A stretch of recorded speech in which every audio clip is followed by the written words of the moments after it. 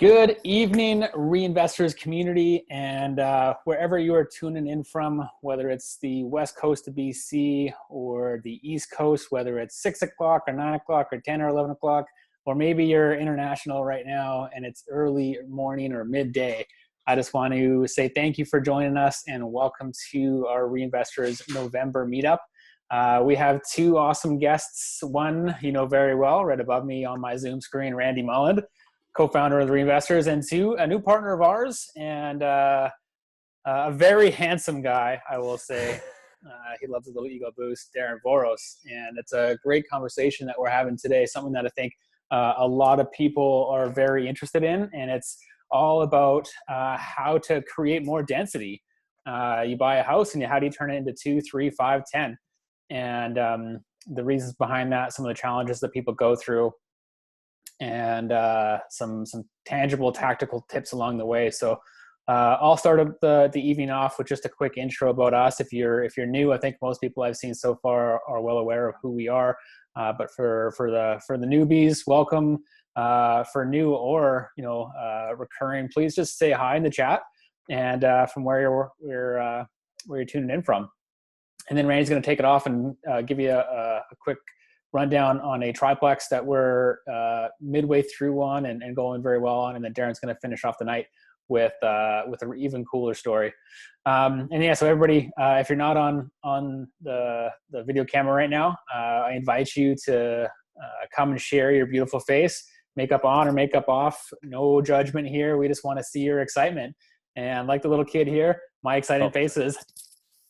And so we want to see all of those happening today, and happy that you're all here. So who are we? We are active real estate investors. We're educators. We love, doing our meetup. We've done a bunch of different events as well, and we're building now as well. So we're developers too. Our company started in 2016, where Randy and I just felt a bigger calling and a bigger purpose in this world, and we've had some incredible mentors along the way.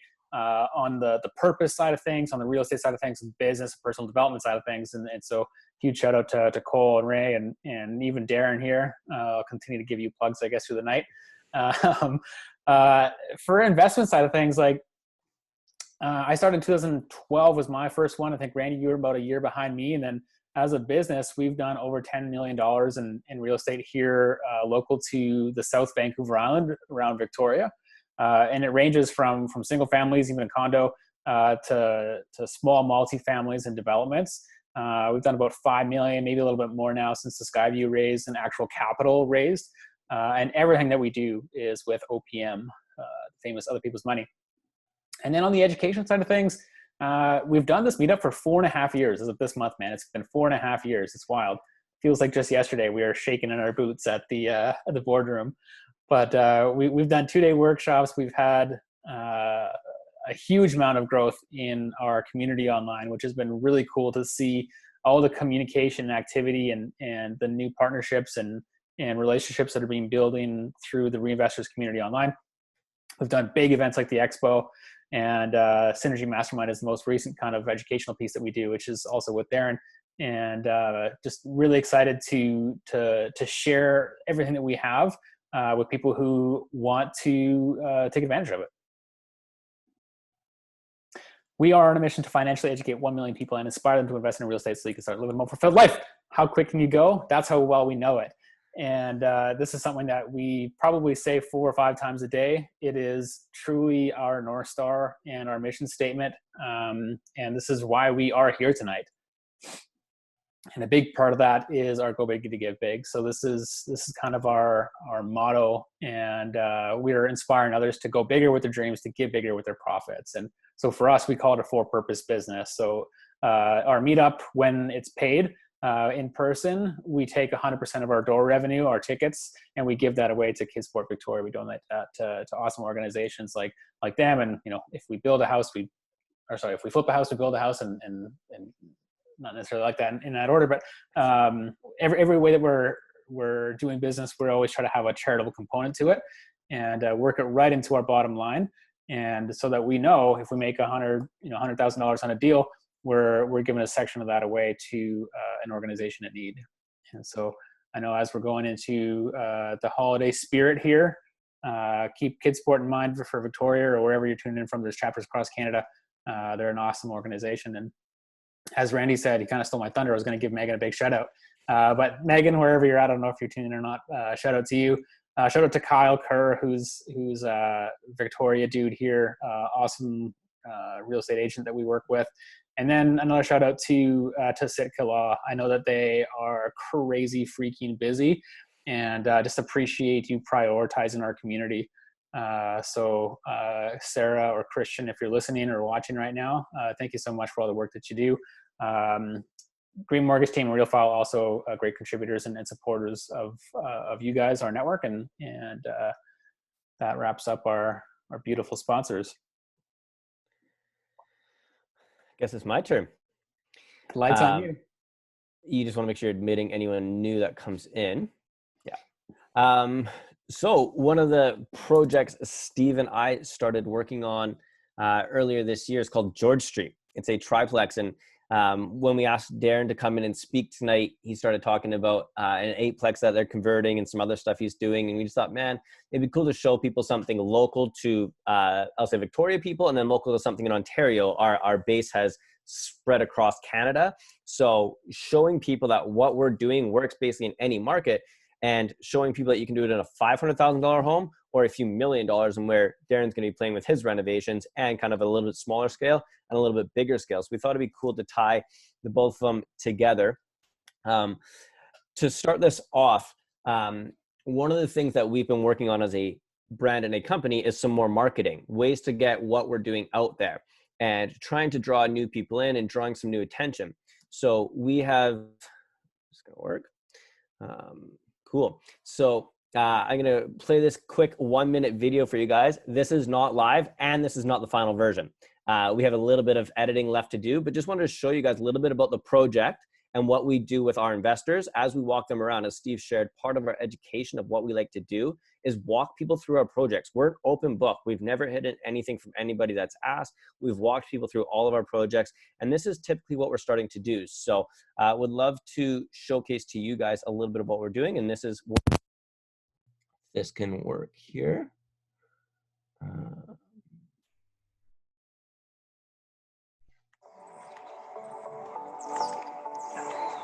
What's up, guys? Randy from the Reinvestors here. We're just looking at one of our newly purchased properties, and we've got Kevin there briefing a group of investors that are going to come check out the property. One of the things we love to do is educate people. So walking them through the property, answering the numbers, and giving them a full tour. So Vicky, who's behind the camera here, is going to do some cool stuff and take you on the tour with us. Come check it out.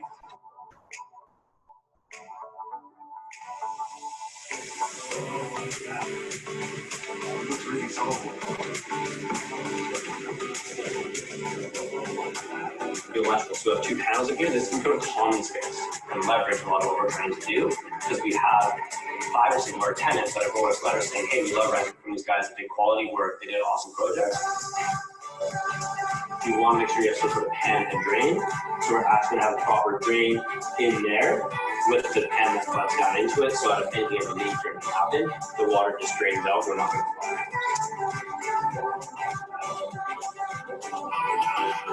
Awesome, guys. And Kevin's just finishing up answering some of the final questions there. We love doing this for you. So if you have any questions about how we get properties like this, how you can get involved with us, or if you have any renovation questions at all, feel free to hit us up, and we're happy to answer any of your questions.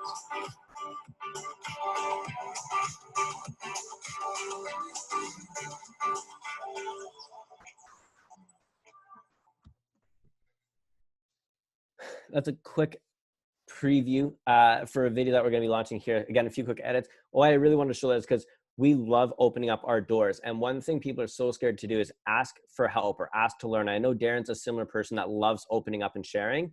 We take investors on tours of all of our properties at different stages when we start and where we get going. So always, if you can, ask to go around and view other people's properties if they're comfortable with it. So that's something that we just wanted to showcase to you guys that we're working on. Oops, don't play that again. There we go. So here is our project. This is George Street. This is the property listing ad. And this is not a polished presentation, guys. Steve's going to be interrupting me, asking some questions. It's really just to showcase information for you. If you have questions, ask them in the chat right away, and Steve will relay them on to me and interrupt me and ask questions and go from there. So some key words here where we look at this property, see where is George Street located. So this is actually in Duncan, BC. So about an hour north of Victoria. It's just a little bit smaller town, but it's growing very fast. So when we saw this ad, a few things that caught our attention: development potential. Always a good thing when we see that we can always expand and grow on it. A 3,100 square foot house for an area in that space is pretty large. So that means it's not just a rancher. There's got to be a lot of space in there. It had some recent upgrades. So you can actually see that there is a bunch of stuff done for the electrical up here. So it's renovated, new wiring, new windows, new roof. Those are some big capital expenditures, as we talk about, that were covered in already. They had already taken those big expenses on. So that makes it beneficial for us, that if we're just doing an interior renovation, we don't have to touch too much stuff, a little bit nicer. That already had a current Airbnb unit in it. And so one of the things that attracted us to that was that it's already had tenants. It's already had a lot of traffic going in and out of the doors. So when that's happening, we're less scared about the neighbors and the neighborhood reporting something or getting upset. If they've already had an Airbnb there, most people are going to be okay with us having a rental there. And that had lots of parking. You could see right away as landlords, one of the biggest complaints we get is parking. So when we saw this, we saw it had a ton of parking. It was a really great opportunity for us to come in. Now you look at the house and you think it's a little bit older and stuff, but when we got inside, we were pleasantly surprised to see the condition it was in. Back up for a sec. I just had a quick question too, actually. You said, or here's, it's 509,000, but I think we bought it for 500 flat, wasn't it? Yeah. You know, in a hot market like Duncan, where we've been bidding offers that are 15 offers coming in at one time for a house like an income property like this, how'd you get it below ask? Yeah, so we got this one for 500,000, and it was a struggle. What happened was the lady actually bought, you'll see in a few slides here, the lady actually bought the whole lot, subdivided a chunk of it off, and then sold the rest of it. And that's what we bought, was the house and the rest of it. And it had been on the market for about 20 days, very little interest. And as we went through and did our inspection, we found that there was some wiring issues. There was no insulation in the attic already. There were some other things that we saw. And so we had to negotiate. And we actually put together a package of why we were coming in at a lower price. Because in this day and age, there could be backup offers, could be other things. So we actually had 4 or 5 quotes. We had a insulation quote, an electrical quote, a plumbing quote, a quote to remove the pool in the back. And then we had write-ups from each trade member saying why it was that way. We attached our inspection report and we sent that to the listing agent, said, hey, this is why we're asking for a $10,000 reduction. And not just because we were trying to play hardball. It was legit, like probably $30,000 worth of stuff. And that's why we were asking for that reduction. So very important when it's in a hotter market to be that prepared and know how to put that package together. One other thing I just want to mention this quickly, and then I'll let you move on, is keywords. So within like Kijiji, Use Victoria, Craigslist, that kind of stuff, you can actually set up alerts so that when a listing comes up, if it's a private sale and it's like development potential is in that text of the listing, you can get an email saying, hey, listing just came up with development potential as a keyword. And that gives you a bit of a competitive edge because you can be the first one to talk to them. So I'm just going to run you guys through the next 3 slides here. Again, this is what the listing was. This is what they presented to us. So this was the floor plans attached to the property. Thank God COVID started making more people have to do it virtually. So providing floor plans, I think, is one of the biggest things that an investor like myself can look at this property and know exactly what I want to do. So starting in the top right corner here, we saw that there was an empty basement. So a few things that we look for is that it had its own separate entrance. It had plumbing already in the ground, so we could work with it on that. And then we looked at the ceiling height at 6'8". It's on the very marginal side of what we like to see for a ceiling height. We like to see above 7 feet typically, but we know we could work with 6'8" and still be on the legal side. And so when we saw that, we're like, cool, we could probably put a basement suite in here. And then we know the size is 1,100 square feet, which is huge. So we knew the size was good, the height was good. We had our own entrance and we had some plumbing in there that we could work with. Coming up onto the main floor, this was where we saw the potential for the 1-bedroom suite. This was currently their Airbnb suite. So they had a big master bedroom, a living room, and a bathroom. So when we saw that, we saw, hey, that's the 1-bedroom suite that we're going to make. It has its own separate entrance. It has plumbing, and it already had a plumbing here, which you can see they back wall to wall. So we knew we could move or adjust anything we wanted here. So we just added a stove and a fridge into here and made this a 1-bedroom suite. And then in the main house, we saw some potential here. When we walked through, we knew the fireplace could be removed. A lot of them are very easy to remove. And so we knew that if we removed the fireplace and this wall, we could have a huge open concept living room, dining room. So as we looked at this, we thought, hey, there's the potential. And then we looked on the upstairs floor plan. So this is this left part of the bottom left screen here. And this right part here is the main 3-bedroom house. And when we looked at this, we were confused by what was going on up here. Like, why was there a toilet there and stuff? What she was going to do was convert all this into a weird bathroom configuration. What we thought was, hey, if we can move that bathroom down into this little corner here, so you walk in and there's maybe a bathroom here now, we could turn that back into a bedroom. So we saw there's potential to have 3 bedrooms upstairs with a bathroom. That's always good for what we like to see when we're going to buy a property. So this is still on the main initial look at phase. We automatically know that kind of stuff going on before we've even gone to the property. And this property did have a Matterport, so we were able to walk through and confirm everything that we thought around being able to remove walls and make sure that we could turn this into a separate suite and that we could turn the basement into a proper 2-bedroom suite. Just a quick question on ceiling height. Like I've been through places that are, I'm ducking through, and I've been in places that are 14-foot vaults, like our Wilson Street place. What do you typically see as the rent difference between low ceiling, average, and high? Yeah, well, in a low vacancy market where we are, there's a 0% vacancy.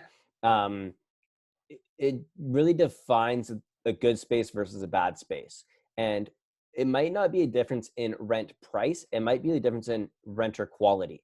So someone that's a professional that's got better income and things like that, they're not typically looking for a 6'8" ceiling. They're not looking for that kind of stuff. I'd say 6'8" is that thresh point. And just to be clear, guys, the floor goes from 6'8" to 7 feet. So the floor actually slopes 4 inches. So the majority of the house is 7 feet, and then the bedrooms are 6'8", just the way that the concrete was sloped. So once we got in and measured, we knew that we could make it work. So it's actually, ours is mostly 7 feet, and then it goes up to 6'8". But the difference is the quality of renters that we're going to get in this area.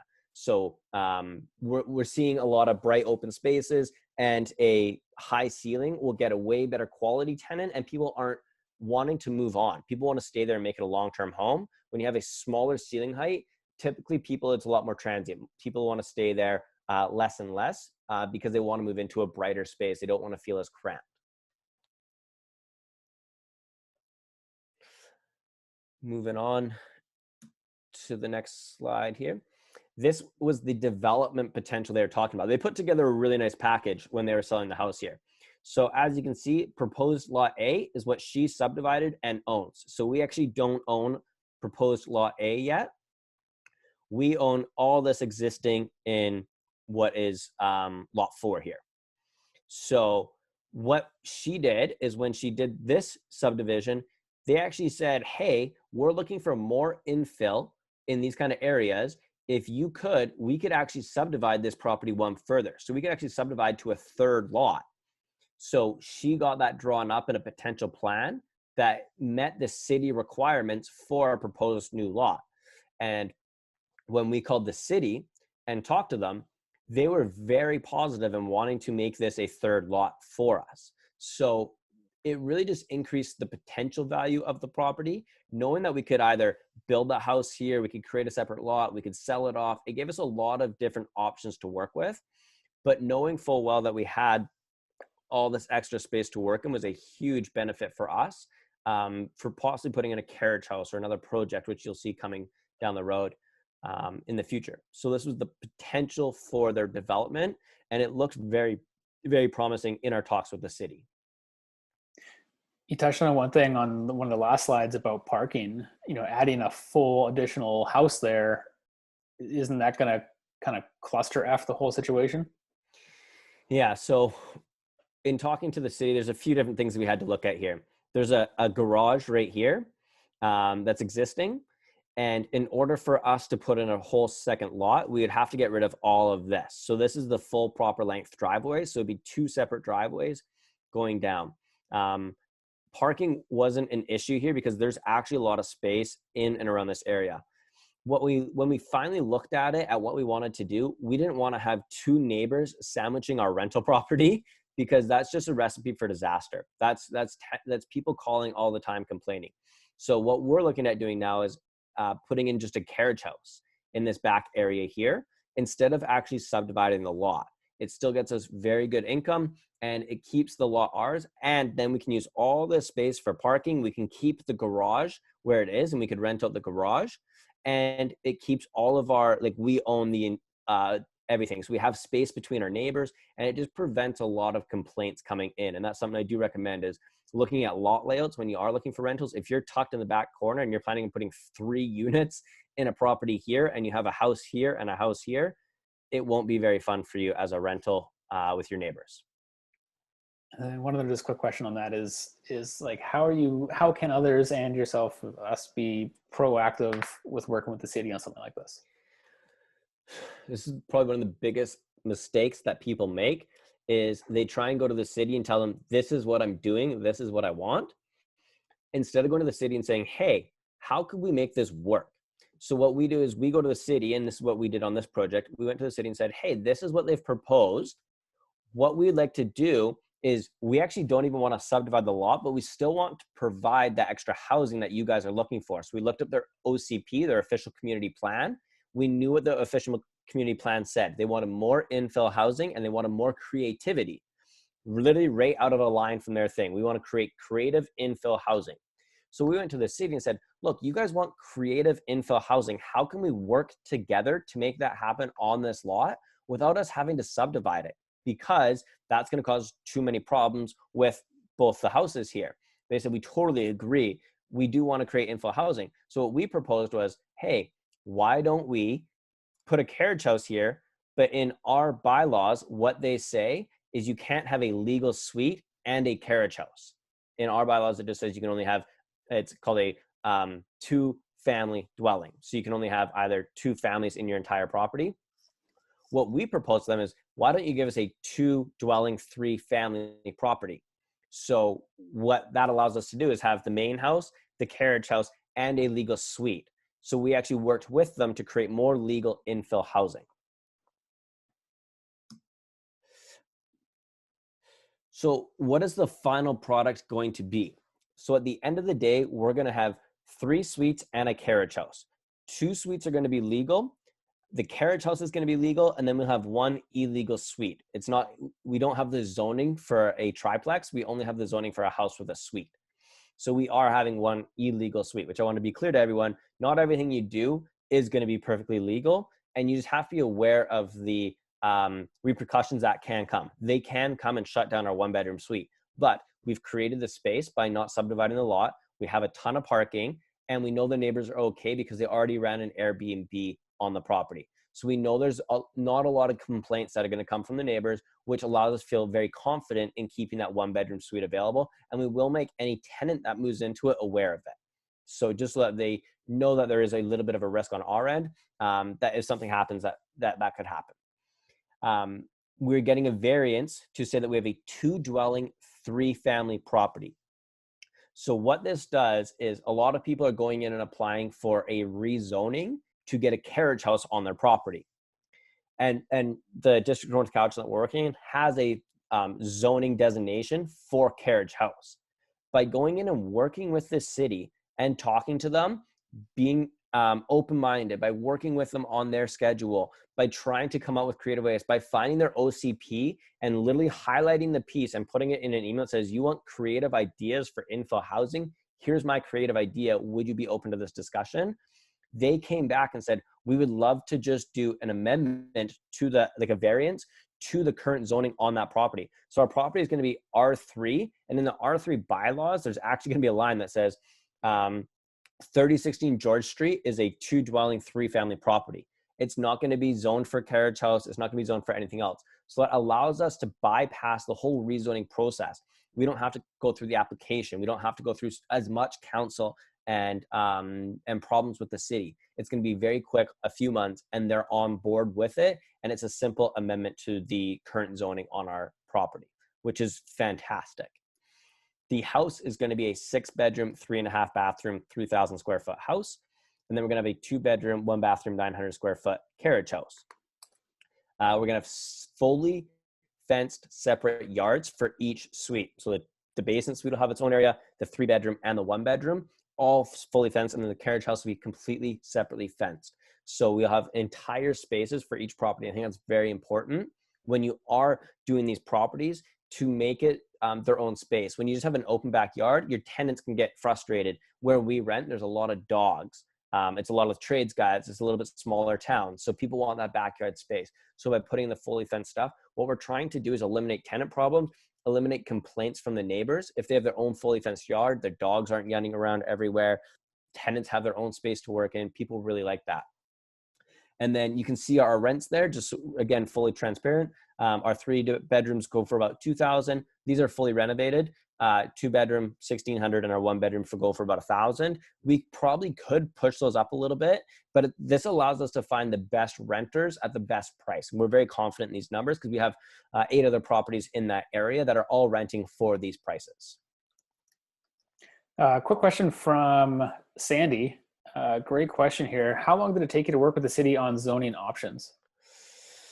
How long did it take us to work with the city on zoning options? So we're in the process right now of applying for the carriage house. We can't apply for the carriage house until we apply for the 2-bedroom basement suite permit. So the order of operations that working with them was they wanted us to complete the main house, complete the 2-bedroom suite permit so that we can start working on the basement suite and then come in and apply for the variancing to the R3 zoning.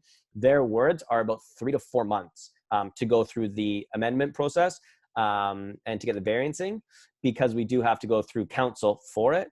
But they said about 3 to 4 months. And then working with the city, it was very easy. It was probably about, I would say, 10 emails back and forth over the course of 2 weeks to build that relationship, to find out how we could adjust and move and pivot with the property on what they wanted to see and what we wanted to bring in.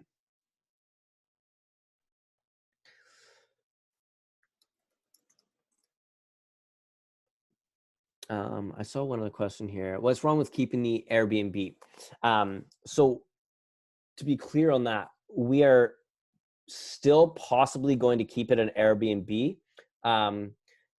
The concern is just we want to get the property up and running. The landscaping isn't complete yet. There's still going to be some other stuff going on. So we want to, if we're going to run an Airbnb, get the best ratings that we can. And you can only do that on a completed property. So we're not going to run the Airbnb probably for the first 6 months or 7 months. We're going to get the property up and running, get some stable tenants, and then bring in the Airbnb after that. For, again, those few reasons. We want to keep proper Superhost Airbnb status. We want the property to look pristine before we start renting it out online. And we want to just make sure that the property is operating as a whole before we start bringing people in. So we'll give it about 6 months till the summer, clean up the landscaping, do everything right, and then run it as an Airbnb. And then we'll try it out. We don't know this area as well for Airbnb. We'll give it a try. If we can hit that minimum $1,000 a month threshold, we'll run it for as long as we can.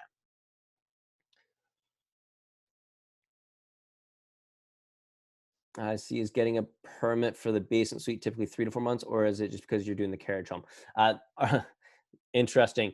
The carriage house permit, sorry, not the carriage house, the basement suite permit on our last house was 24 hours. 24 hours. From the minute we submitted it, 24 hours later, we had our building permit for it. On this house, we're going on 2 weeks and they still haven't sent it to us. So it varies and changes so much. And it varies and changes in district by district. So in the district North Cowichan where we are, very quick. Normally Normally they're less than 2 weeks to get the building permit for the basement, as long as you have your drawings and everything like that in place. We've done it a few times, so we know the process. So they can basically just like, here you go, you're good.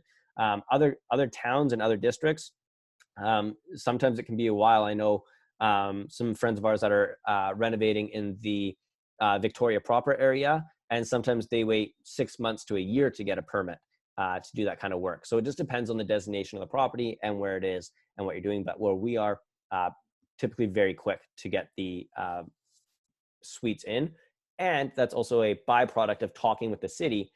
We know they want more basement suites in their district. They changed their whole process to make it quick for adding basement suites in. They have a check sheet, they have everything. If you show up with the proper paperwork, all signed, ready to go, and it's no headache for them, they love just passing it through because they want more legal basement suites in these areas. So again, by working with them and learning what they want and how they want things submitted, that's where we are able to fast track that process.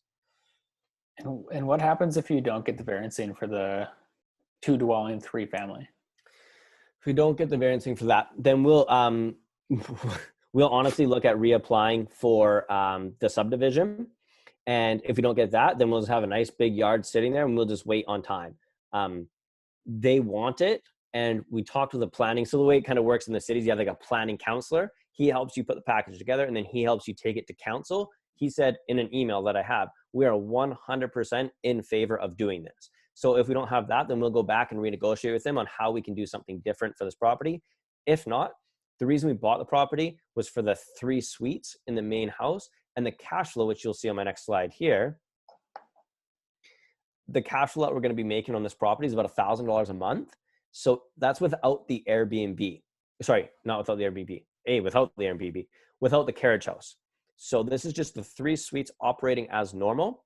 We're going to make $1,000 a month. If they say no carriage house, sucks to suck. We don't get it, but we still know we're going to be making good property. Would I have bought this property and removed conditions and everything without the official designation on the zoning?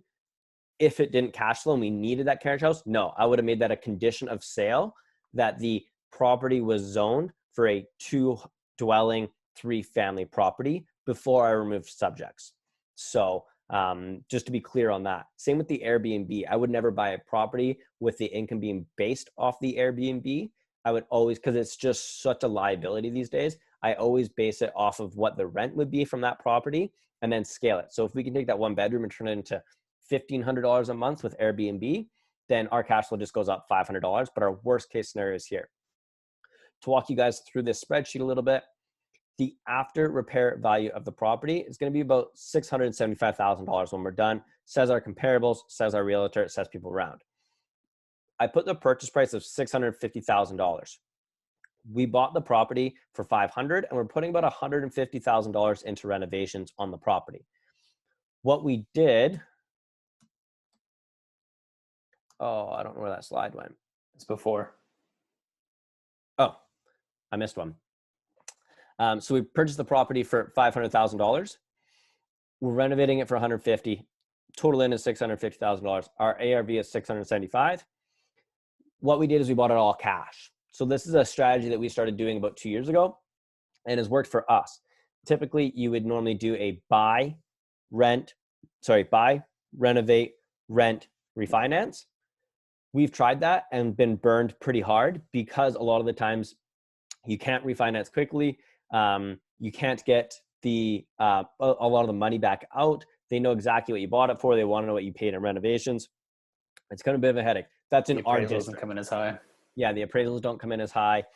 That's in our district. I know in some other areas in Canada it works fine. Here it's not. So we thought, hey, if we buy the house cash and then renovate it, then we can just go put a mortgage on it, and they base the value of the mortgage more so on what the property is worth today as it's renovated. So that's what we've been doing. It's been working out great. So after they come back and tell us it's going to be worth $675,000, they'll lend us, the bank will lend us 80% loan to value on that. So they'll give us $450,000 back. And that'll mean we have about $135,000 remaining in the deal, or we'll have 84% of our renovation costs covered, and that creates a higher ROI. So instead of being in that project, originally buying it for $100,000, then putting $150,000 in renovations, that $150,000 renovation is down to $35,000. So really increases the ROI on the property, and also is a great strategy to get as much money back out as we can for our investors.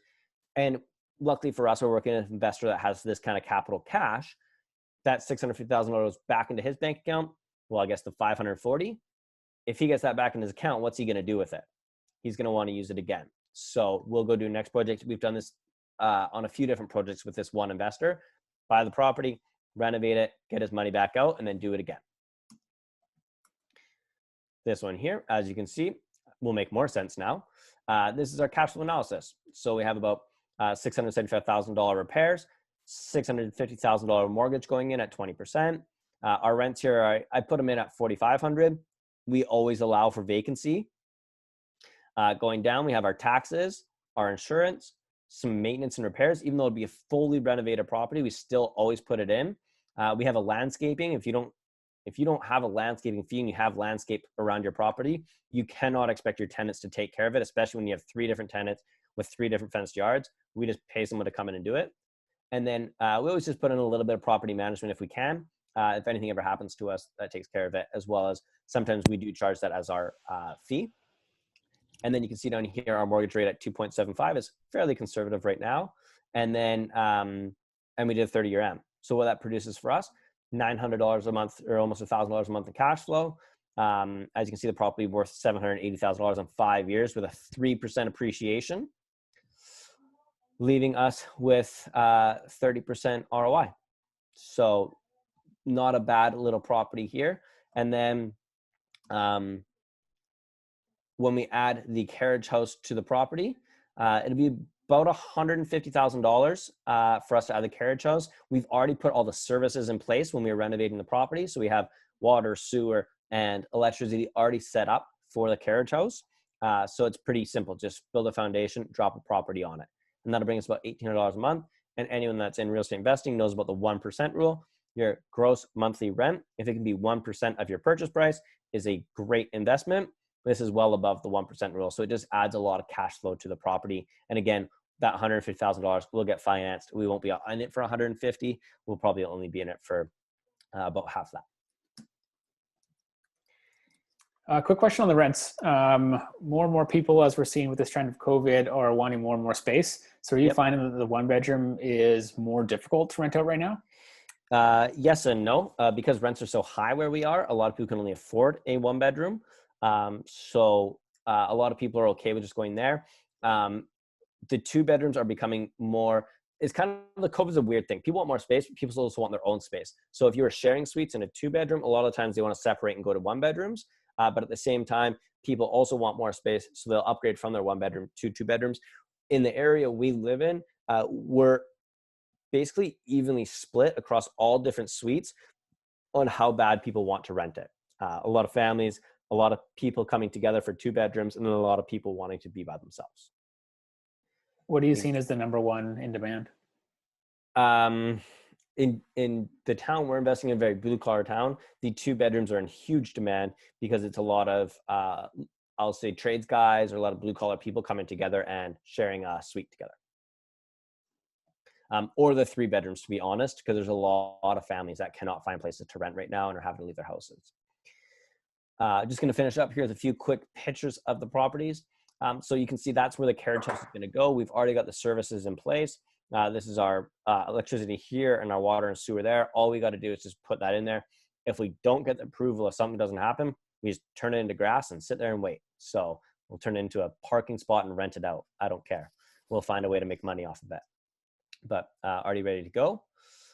Some of the things that we do inside, we try and add 2 hot water tanks and 2 electrical panels. In this case, because we do have 1 illegal suite, we can only do 2 of each. So our 3-bedroom and our 1-bathroom, our 3-bedroom and our 1-bedroom are on the same meters for electrical and for the plumbing stuff. But it is just going to be an 80-20 split based on the square footage and the bedrooms. Very common for the area we live in to do that. This is the new entrance that we put in for the suite. You can see here that we put a nice big overhang on it. No water gets down there. Properly graded stairs, meets codes, meets requirements, and a full new door in there, ready to go. So doing everything proper, doing it to code, and doing it right our tenants really appreciate having a nice, clean entrance. That's not, there's no water that gets down on it. It's nice and easy to get down. We actually measured out the full size of a queen size bed and a couch to make sure it can get around the corner and fit into the suite. We just thought of a lot of different stuff while we were building the suite. And all of our tubs, we like to do with the proper drywall backing. And then we just do tile everywhere. We love the tile look. We think it looks super easy. We'll do about a grayish grout inside there, so it looks a little bit more fancy. It adds value to the property. Tenants absolutely love it. It looks a lot more sexy. We put a nice little Moen tap set on there, a nice little chrome tap set, and people make very happy. Make sure that you're using the proper drywall in these instances. It's very important because that's how you reduce a lot of mold and moisture. And then we put a lot of this RegGuard stuff on it. So we actually paint it all red and make it completely waterproof before we tile it. And it's hard to see, but just making sure the edges have a nice clean, there's a little chrome edger on here, just makes everything look a little bit nicer and cleaner. So as you guys saw in the video, oh, sorry, Steve, you have a question? Yeah, quick question. Two, actually, quickly. One is from Liz, I believe. Do you find the ARV after the carriage house reflects the full building costs? Do I find like is adding a $150,000 expense to build a carriage home? Or are you going to get $150,000 back out of your ARV? On the carriage house, we don't know. We just don't know how high the pricing can go in that area. Most houses in this area sell for, 600-ish with a fully renovated house. So because we have the 3 kitchens and the extra bathroom, the square footage and the yard and everything like that, we know our value is going to be in that 650 to 675 range. When you add a carriage house, I don't know if they're going to come back and tell me that it's worth 800. It'd have to be a good appraiser that knows their value of what we've done. That's what I'm not sure of, and that's what we're not banking on it. But it's going to be very interesting for us to see what they appraise and value a carriage house at. Yeah, and at the very least, like if we're getting 1,800 in income for it, and it costs us 150K, we're well over that 1% rule, and so we know we're going to have an incredible cash flow from whatever financing we put in place for that. Yeah. And then just on the 150K budget for renos. Yep. Why 150? And like I'm trying to show everybody like the reason between why doing 150 matters between 100 or 250. Yeah. So the reason why we end up in the 150, I'm very close with my trades. Before we bought the property, I had electrician, plumber, drywaller, roofer, contractor, everybody walk through and give us quotes on what it would do to renovate. So we already have the rough guess of what our price would be. We already know that we're about $55,000 to put a suite in a house because we've done it so many times and tracked all of our pricing. So we just know roughly about what our prices are. The difference between 100 and 200, $100,000, and I'm just using these as examples, you might not have 2 separate meters all done up properly. You might not have all provisions done up for the carriage house. You might not have fencing in between each unit. You might not have tile in your showers. You might not have a nice, fully, properly done entrance. At 150, it is what you see. We get these proper entrances. We do that kind of stuff, but we're also not going with super fancy tubs and super fancy tap sets. I don't have any pictures of kitchens here because they're ordered and being installed right now, but our kitchens are just white shaker cabinets with basic stainless steel appliances, vinyl plank floors throughout the entire house. You can kind of see it in the bathroom there. Those are the things that are the 150. If you go to 200, you're starting to look at things that don't add more rent to the property, but cost you more. So if I have tile floors everywhere versus vinyl plank, if tile costs me a bit more, it's not going to add any more value to my rent. So we do the most we can to get the most effective rent, and then we don't exceed that cost. But we also don't want to be cheap because we found in this area, there's a lot of cheap landlords and a lot of crappy units that are renting for less. And my last question on the 150K in renos, how much of that is a contingency? We run a 15% contingency on all of our properties. And for example, we used that one already on this property because we added in these services. It cost us about $7,000 to put these services in because we already had an excavator on site and starting to dig things. That includes our wire from the meter in the ground. That includes all of our electrical plumbing, everything redone from the services ready to go. So it costs about $7,000. If we did that without already being on site, it'd be about $15,000. So we actually saved $8,000 in our overall budget, but put us a little bit over into our contingency for the small $150,000 rental. Being cautious of our guest time. Guys, as you saw from our first video, we just love sharing knowledge. It's what we do. We're an open book, happy to answer any questions. Feel free to email either of us or head to our website, ask us any questions, review anything. We just love chatting real estate and just getting involved with people. So with that, I would love to welcome our guest tonight, Darren Voros. He has been on a ton of, I think it's HGTV type shows, running renovation projects. So he's a televised star. He worked with Keyspire for a while doing some workshop training. And he has become a partner of ours in our most recent adventure in Synergy Mastermind. And we've absolutely come to love working with him. His transparency and honesty aligns 100% with our values. And we talk regularly about deals and stuff. And so I'm excited for him to open up his playbook and share it with you guys. We can't clap and welcome people. So typically what we do is wave our hands. So let's wave our hands for Darren Voros. You're Hey, up. Danny, no. Thanks so much for having me, guys. Randy, love the presentation. I love the project. You know, it's fun. I don't know that we've ever actually gone through each other's projects and sort of walked through them. So it's fun to see you guys to roll through that.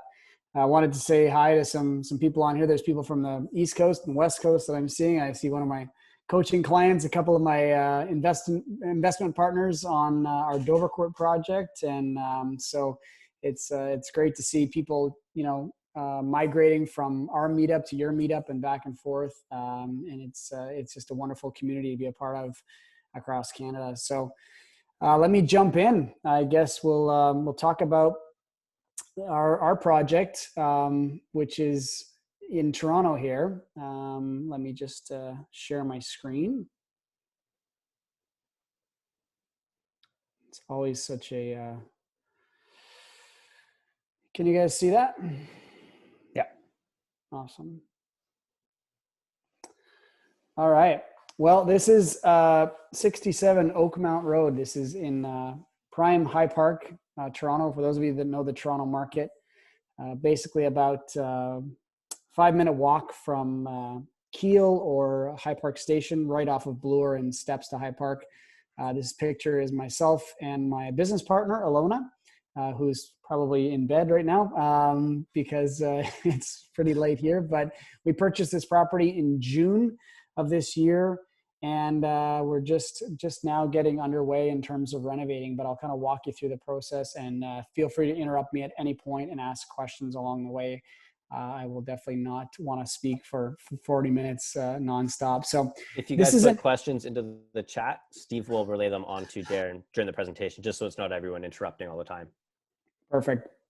So the idea with this property was we wanted to convert it to an apartment building, a boutique apartment building, if you will.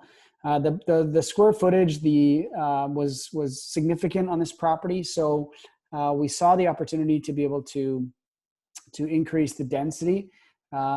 This property was an exclusive listing. It wasn't on the market. It was brought to us through a realtor contact. It was a single family dwelling with 7 illegal units. So at some point, somebody had gone in and chopped up this property, but none of the units were legal. There was no purchase price. The realtor came to us and said, make us an offer, basically. So there was no, here's what we're looking for. But we did know that it sold in September of 2019 for $2.25 million. And at the time, there was 14 offers on the transaction. And from what the realtor told us, the sellers were able to secure the property. They weren't even the highest bid.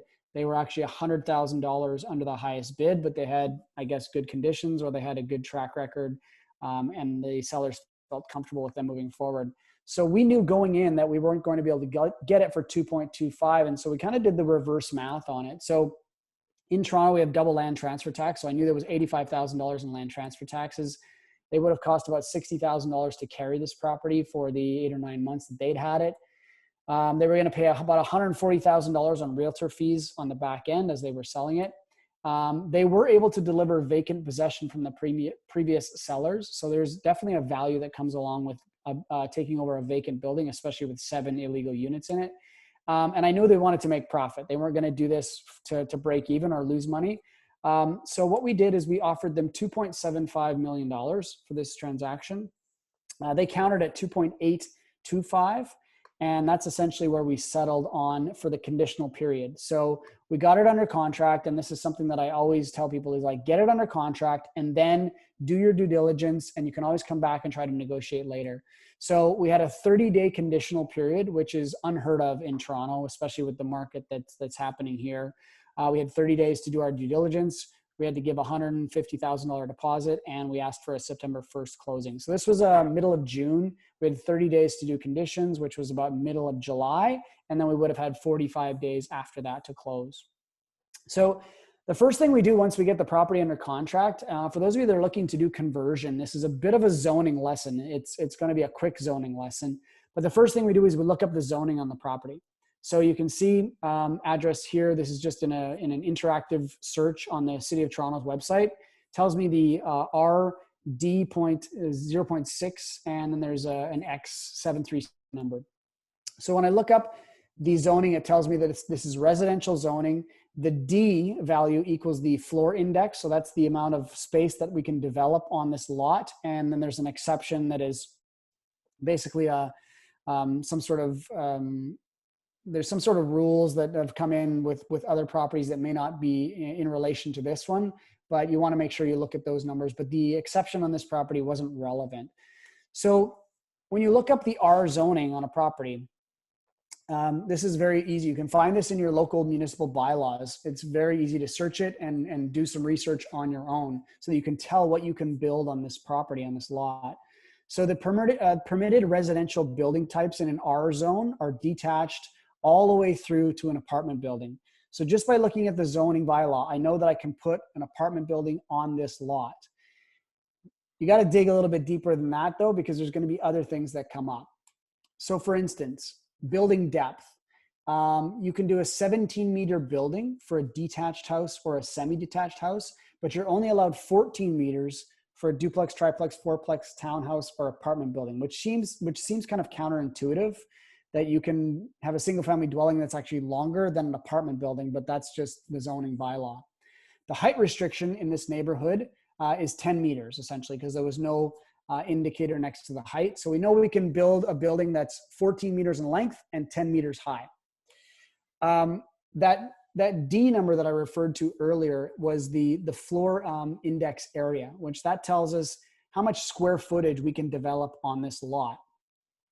So if you look at this, we don't have to read through the whole thing, but it basically says if you have a D and a 0.6, you take your lot and you multiply it by 0.6, and that tells you the square footage. But if you read below that, it says if a lot in the R zone has a permitted maximum floor space of 0.6 and has a detached, semi-detached, or duplex erected before a certain date, you can basically go to 0.69, which allows you more density, more square footage on this lot. So if we were going to develop a single family dwelling, we could go to 0.69, but we want to do an 8-unit building, so we're only allowed to go to 0.6.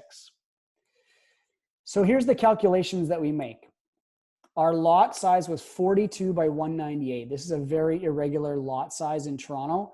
A normal lot is anywhere between 30 by 150. This is a massive lot in the City of Toronto. So 8,316 square feet is our lot size. So we take that, we multiply it by our 0.6, and it gives us a floor space index. That means we can develop 5,000 square feet on this lot.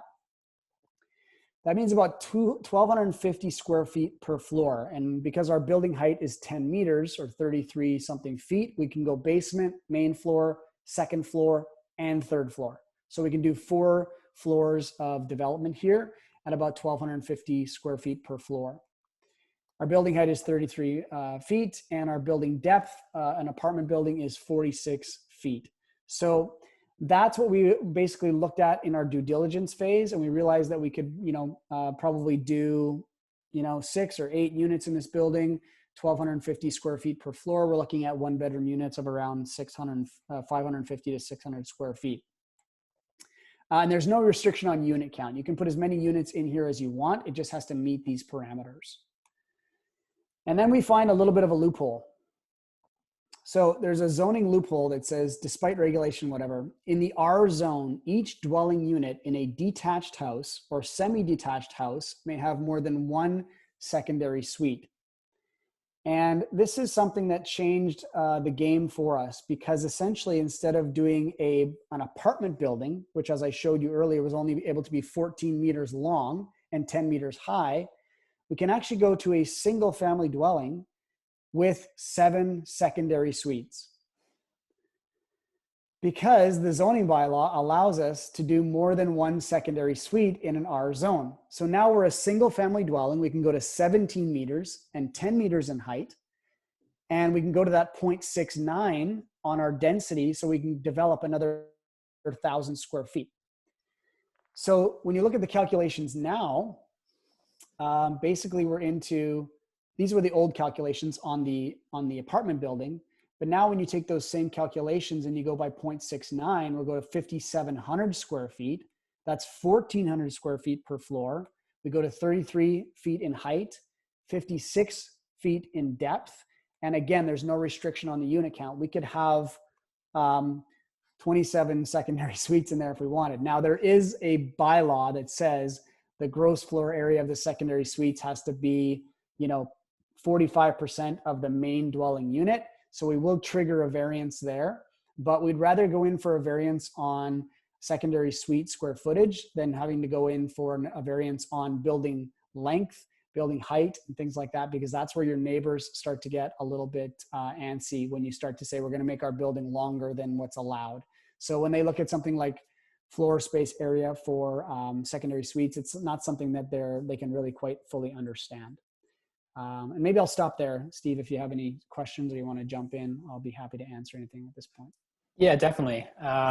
Perfect timing, because I was going to interrupt you anyways. So looking at all of that jargon that you just went through, how much of that did you know kind of coming into project like this? Were you specifically looking for that type of loophole, or did you lock it up and then find out how to make it work after the fact? And how many hours did you put into, maybe I should ask this, how many bottles of wine did you drink while reading through all of that bylaw? I mean, zoning bylaws are the most boring thing you can ever read, really, but they are instrumental in everything we do as real estate investors, especially if you want to do conversion. And it's not that hard to actually figure out what's a requirement. Now, having said that, yeah, there's these little things that you learn after certain projects. I learned this on the last project that we did, all of these little sort of nuances to the zoning bylaws and what you're allowed to do. But the more that you're familiar with the zoning bylaws and the places that you're investing in, the better off you're going to be. And when it comes to this kind of stuff, there are going to be variances that you have to go to what's called the committee of adjustments, but we just kind of know that going into the process. We build it into our numbers and into our timeline. When you're going through these bylaws, are they specifically for conversions or specifically for new developments? This is just straight up the zoning bylaw. So, whether you're doing a new build or whether you're doing a conversion, you just have to abide by these zoning bylaws. So if you want to, even if you're converting to a duplex and you're outside the zoning bylaws, then you have to go for what's called a variance. But if you can stay within it and you just go straight to permit, then basically, instead of having to go through a zoning variance. And then I think you mentioned about timing in the chat, but can you just touch on timing quickly, unless it's further in your It is in my, yeah, it's coming up in my slides. Gotcha. That's all I had then. Yeah, awesome. All right, so here's the plan. So once we figured out all of this, what we can do to this property, we decided we were going to go with 8 2-bedroom units, 2-bedroom, 1-bathroom units. So again, basement, main floor, second floor, third floor, essentially all the same footprint of floor plans on each floor, because then we stack the bathrooms and the kitchens, everything. So we've got plumbing all in one area. The electrical panels, all that thing are all basically stacked one on top of the other. 700 square feet per unit with common spaces and things like that. We're going to create outdoor space in each unit. So there's actually our fire escape is off the back of the building. And so we're doing a deck with a interlocking basically staircase that allows for the secondary means of egress. So each unit has an outdoor space. We're doing in-suite laundry in each unit. 2,500 square foot addition off the back and on the third story. So the whole third story is being torn off and redone. We're going to create 7-car parking on this lot. We have a common green space in the back, and we have a $1.5 million renovation budget, and we have a 12-month timeline. So that's the plan that we came up with after we looked at the zoning bylaw and we did all of our numbers. Hey, Darren, any electric parking stalls at all? Is that a thing? Or does the city encourage more density if you add that kind of stuff, or car share? They don't at this point. So they are big on bicycle parking right now. So we do have to incorporate bicycle parking, but there's no sort of benefits to doing electric parking spaces or any sort of ride share on a property like this. And then just on the 700 square feet, is that pretty average 2-bedroom size right now? That's getting on the larger size for actually a 2-bedroom unit in Toronto. We're seeing like 350 square feet junior 1-bedrooms now. So a 2-bedroom suite at 700 square feet is pretty spacious. Yeah. And then how do you, or do you have a specific tool that you like to use for making sure that you stay on track of your 12-month timeline and budget, actually? Yeah, we have a construction manager that I basically liaise with. So there's 3 of us on the team: myself, Alona, my business partner, and Danny. Danny and I have done enough renovations to know sort of the process of getting through the city, the red tape, and how long that takes. I actually don't think the renovation is probably more than 6 to 9 months on this project. It's just that we've allowed 3 to 6 months for the red tape and what it takes to get through the city. All right, so the process, here's those timelines. So from the time that we remove conditions on this property, we're basically looking at creating architectural drawings. That's going to take about 2 to 3 weeks on something like this. We have to submit for a zoning review. So once we create our drawings, we submit to the zoning department. The zoning department says they're going to take 2 to 3 weeks to just review those plans. Then they come back and say, okay, here's where you're outside of the zoning parameters on these, 3 things or these 30 things, depends on what you submit for plans. At that point, once you've submitted for your zoning review and you get those variances back, you have the choice. You can either comply, so you can change your drawings to make them fit to the zoning bylaws, or you can go through what's called the committee of adjustments process. So you go for your minor variances. So if you want to modify your drawings, it takes probably another 1 to 2 weeks. And then you can either submit to the committee of adjustments or you can submit to the building department, depending on which route you take. We're submitting to the committee of adjustments, and with COVID right now, we're looking at a 4 to 6 month process to get through the committee of adjustments. So that's something that we have to consider in our timeline. After you get through the committee of adjustments, there's a 30-day appeal period. You cannot do anything in that time because somebody could file an appeal. After the appeal is over, assuming nobody files an appeal, then you can then submit for building permits, which takes about 4 to 6 weeks in the city of Toronto. So you can add up all this timeline, and basically what we thought when we were going into final negotiations with the sellers is we don't want to carry this property anytime soon, because look at the timeline that's going to be eating away, where we're just going to be carrying the property and not having a lot happen. So when we started negotiating, we looked at this. So this is after a 30-day conditional period, we went back and we started negotiating.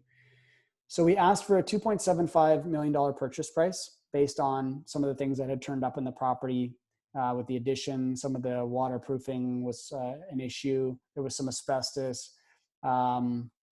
We asked for an October 30th closing. So instead of September 1st, we pushed to October 30th. So at least 2 to 3 months of the time that we were going to be able to submit the permits and things like that.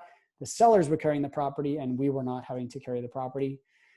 In the conditions, we asked for the ability to submit permits on behalf of the sellers so that we can start the process to getting the permits that we need. And we asked for an assignment clause because I purchased in my corporation and we brought in investors and we were setting up a new corporation. And so therefore we wanted to be able to transfer the property to the new set of investors and the corporation that we'd set up. So those were the things that we asked for, and we ended up getting all of our conditions as we closed the property. Financing. This is where it gets fun and interesting. Because the building was a single family dwelling with 7 illegal units, we had multiple brokers working on this transaction. So broker number 1 decided to go with a residential application because the building was a single family dwelling in the eyes of the city. The pros of that, you get a nice low rate, you know, under 2% for residential financing. The cons of that is that they'll only finance the purchase of the property. They won't do the purchase and the renovation. And the cons is that there's also 7 illegal units in this building right now, and it's going to be hard to get a residential approval with 7 units. Broker number 2 decided to take a different approach. They wanted to submit a commercial application. The pros of that is that often with commercial, we can do purchase plus construction under one loan. The cons is that the building was vacant and there's no revenue. So it's hard to submit a building or submit a commercial application when there's no revenue coming in. And the same 7 illegal units is a problem even on the commercial side because there's no legality to these units. So we went down the road of looking at all of our options, and basically what we sort of settled on was broker 1 submitted a residential application. They came back relatively soon after that with an approval from National Bank saying they can go 60% loan to value, which was pretty low for what we were considering. Our application was strong. We had some good applicants on this project, but they just wouldn't go any higher than 60% based on the $2.75 million purchase price. So we decided to go the commercial route with our other broker. They came back initially with saying we can do 75% LTV on the purchase, 100% financed on the reno at prime plus 4.5, or prime plus 2, which was going to be about 4.5% interest on the total amount. So we were thinking this is great. And there's an expression that sometimes things are too good to be true. And we learned this about 30 days prior to closing, that the offer with First National, after they had done all their due diligence, was not going to happen. So we were 30 days from closing, and now we're going back to sort of square one and starting with our residential application with National Bank. National Bank was able to keep the process rolling relatively smoothly. They said the approval was still there. We just need to modify a couple things, do an appraisal, and we should be set to go. So we order the appraisal. The appraisal takes about a week before we've heard anything. We still don't know what's going on with the appraisal, which is abnormal. And I used to work for Brookfield, who is an appraisal management company in Toronto. So I reach out to a contact at Brookfield and I say, why have we not had the appraisal yet? It was booked a week ago. What's going on? My contact at Brookfield says, it's been flagged in the system because it's a 7-unit building and nobody wants to do a residential appraisal on a 7-unit building because you have to have a commercial designation. So everyone's declining the appraisal. So we go back to National Bank and say, it's not a 7-unit building. It's a single family dwelling with illegal units, but it's not a 7-unit building. So they submit it again. They submit it this time as a 5-unit building. It triggers another commercial appraisal. Everyone rejects it. It goes back. Finally, after 2 weeks, we get an appraisal booked on the property. And this is now 2 weeks until closing, which in my experience with a residential lender, that's not enough time to close. But they call us on Monday night. So the appraiser is coming on Tuesday morning, Tuesday noon. And so the realtor and I and my construction manager go in and we try to set up the property as a 4-unit dwelling. So we go in and it wasn't hard, I'll tell you that much, because there was like these makeshift kitchens just kind of plopped everywhere. So we removed 2 of the temporary kitchens. The third one was a laundry sink. And so we just took the other cabinets out. The appliances went to the garage. We moved a washing machine in there.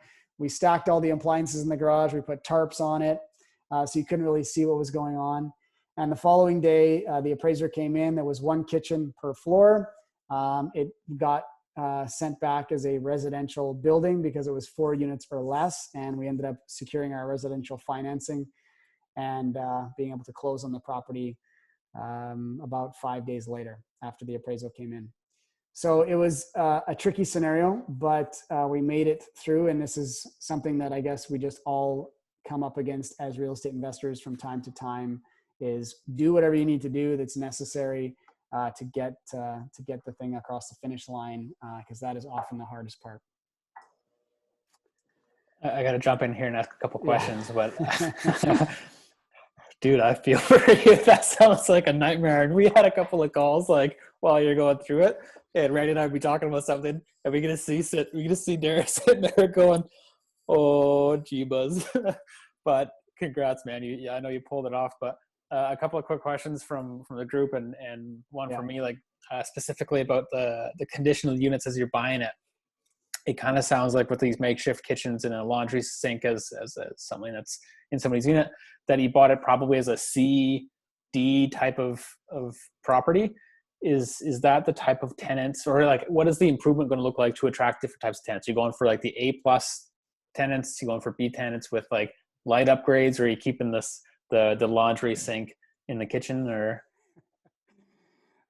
No, this is essentially, I should have put some pictures in my presentation today about what the building looks like right now. They essentially we're gutting the entire thing. We're keeping the shell and entire new floor assemblies, everything. So everything's coming out, all new systems, all new floor assemblies, and the additions and the extensions, everything. And we're going for the top quality tenants, top quality rents, everything. So yeah, definitely not our demographic. There was like 3 units in the basement apartment, 3 units in the basement of this old building, 200 square feet per unit. So this is not our demographic. This is not what we're going after. For the zoning and the bylaws and you're negotiating, what's the best way to ask this? Did you remove subjects before having confirmation of getting approval? Yes, we removed conditions prior to knowing the exact outcome of what we were going. We still don't know the outcome of what we're actually going to get approved on. And to Randy's point earlier, we have a backup plan of if we don't get the 8 units approved, do we drop, like, if they come, like there'll be some sort of reason why we don't get 8 units approved. It's not because it's not zoned for it, but if you said, okay, we can't approve the 8 units, we can approve 8 units, but we don't like the building length, or we don't like this, or that we would have to modify the design and go back to the committee, right? But you'd never. This is the upside of development, and this is also the downside, right? There's inherent risk with what we're doing because it's not a guarantee. But this is also why a lot of people don't get into development, because of these factors. So the risk reward is something that you have to balance as a real estate investor, and your investors in the project definitely need to know all of these things as well. You need to be very transparent about the options that you have as somebody going into a project like this. What was the LTV that you ended up getting? 60% LTV. So we had to come up with a higher down payment, and I'll run through some numbers in a second here. But did you have to raise more capital for that, or? Yeah. Cool. Thank you. Just a 10-minute warning for you guys. Cool. Karen. I'm almost done, guys. So here's the numbers. So we purchased for 2.75. So that was a $1.1 million down payment. Closing costs. For those of you not familiar with closing costs in the Toronto market, as I mentioned, land transfer tax, almost $100,000. Lender fees, even though we were on a residential mortgage, we had to pay a 1% lender fee. We charge an acquisition fee to our transactions. So for those of you doing larger apartment syndications, things like that, it's common to have a 1 or 2% acquisition fee. So that was included in this number. Legal fees for setting up the shareholders agreement, legal fees to close the transaction, all of these things added up to basically $178,000. So our capital raise on this transaction was $1.278 million. So we had 4 investors come in for a total of 1.3 basically. And our renovation budget is $1.5 million. So after the renovation, when we create the 8 units, and our carrying costs are $250,000 on this transaction for the 12 months. So that's the residential financing and also the renovation budget, which is being financed at a 2% lender fee and 9.99% interest. So that's the cost of carrying the reno funds. And not to get into too much detail, but the capital that was brought to the table from the investors, they're carrying the down payment and the closing costs, and I'm carrying the renovation carrying costs. So as my contribution to the transaction, I'm carrying the reno, and then I will be paid back in priority position on the refinance. And contingency is built into that 1.5 or in addition? Yeah, we've got about a 15% contingency there as well, and a 15% contingency on the timeline for the carrying costs as well.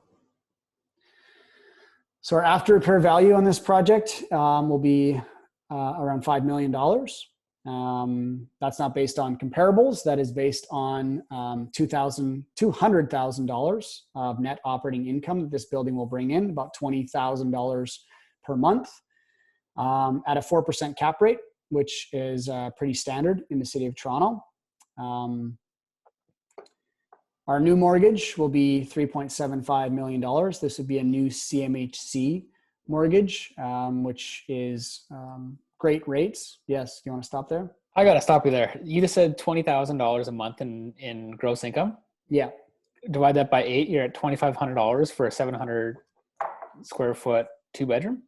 Yeah. No wonder all you guys are moving to Victoria. Yeah. Plus utilities, plus parking, plus everything. Yeah. That's actually low. I'm renting stuff in the neighborhood for $3,000, but we've stayed very conservative. Yeah. Okay. What else is next? Oh yeah. So if we get CMHC financing at 3% over a 30-year amortization, we'd be looking at $146 in positive cash flow per unit. I'm being told by my commercial brokers that we'd be looking with a CMHC loan closer to under 2%, but I've used 2% and a 40-year amortization, which is what CMHC delivers on commercial product. And then we'd be looking at a $705 cash flow per unit. So as you can see, depending on the financing we get on the backside, it really changes our numbers significantly. But CMHC likes to insure brand new builds. So we feel very confident going into this that we will get a significant, a great product from CMHC on the back end in the commercial product. So that will leave us with $900,000 left in the deal. So as you can see, the capital that was contributed was 1.3 basically from our investors. So they will get an initial payout on the refinance, and the rest of their money will stay in the deal for the first 5 years. Our 5-year projected return on investment is 200%. That's using a very conservative 3% appreciation. Actually, it's only using 2% appreciation year over year because our building is not based on, our building value is not based on the comparables. It's based on the the revenue. And so we're saying that a 2% increase year over year on revenue is pretty standard in Ontario. And that would mean our investor share is about 20% annual return for those 5 years. What is the partnership structure? Yeah, great question. It is 50-50 split, 50-50.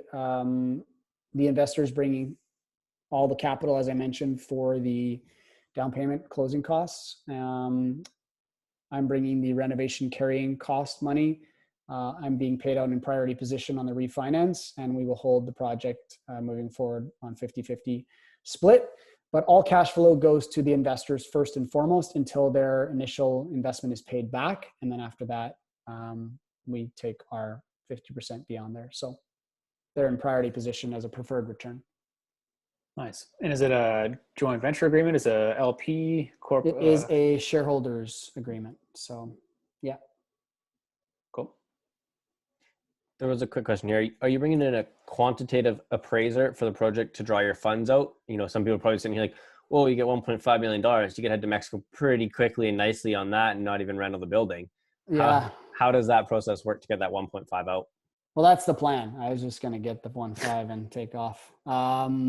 But no, on this project, we don't have to use a QS. On our other Dovercourt project, we have two similar projects happening side by side. And on the Dovercourt project, we are working with a commercial lender who's doing the finance of the building and the renovation. So we have to use a quantity surveyor for that. But on this one, we're just using a private investment group. They're issuing money on draws, but it's not, we don't have to do a quantity surveyor. Yeah, great question.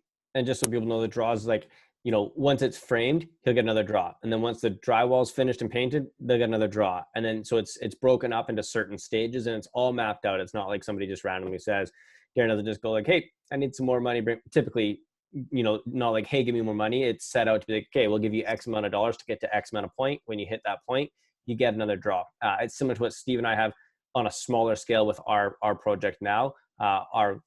The person financing it, our JV partner, didn't just write us a check for $150,000 and said, here you go. He said, cool, I'll write you them in checks of $50,000 upon completion of this, this, and this. Just keeps everyone incentivized to move forward on the project. Yeah, and if you look at our numbers, right, I mean, they could lend out $1.1 million and still only be 100% loan to value on the initial purchase price. So the risk is very low to our renovation lender because if they stay in check, they'd probably never exceed 70% loan to value on the actual building. Amazing. Is that your last slide, Darren? I think because you showed your video earlier, Randy, I think I got to show mine. I didn't initially have it in, but I hope it works. And I was inspired by you guys. So this is just a little 1-minute video on this project.